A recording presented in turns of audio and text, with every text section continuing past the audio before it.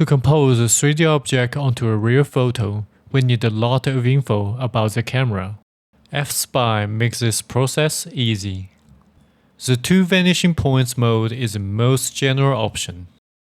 Pick two axes. For each axis, adjust the lines with matching color to make them parallel to it.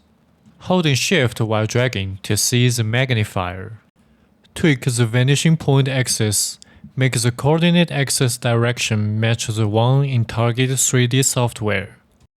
Set the reference distance to any axis. Make it match an object in the photo and enter the length. The unit should be the same with Target 3D software. If the photo was cut off a lot, we need to adjust the principal point. We can drag it around in manual mode, or adjust these two lines like we said before.